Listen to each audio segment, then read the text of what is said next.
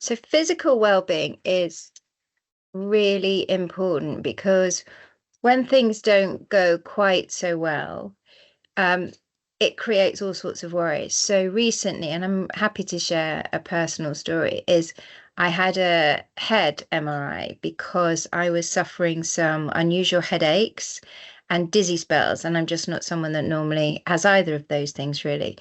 And what I wanted to do was understand, is there anything structural going on in my brain?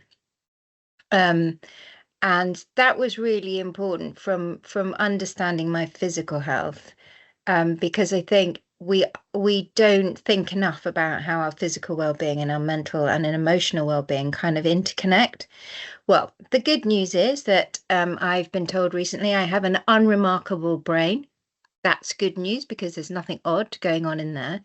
But what was interesting is to be told that the consultant could see little things happening in my brain that meant I could be doing better by doing more cardiovascular exercise. Isn't that interesting? And another interesting fact is that 20% of our blood that gets pumped from our heart goes to our brain.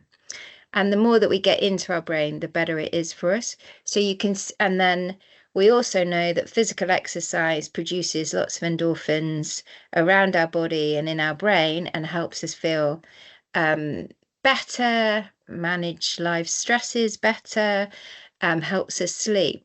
So, whilst it started off as a kind of a bit of a concern, I've found out something interesting about how I need to improve some of my kind of physical activity. Hasn't told me why I've got headaches and dizzy spells, but they're getting slightly better, so I'm not worried about them.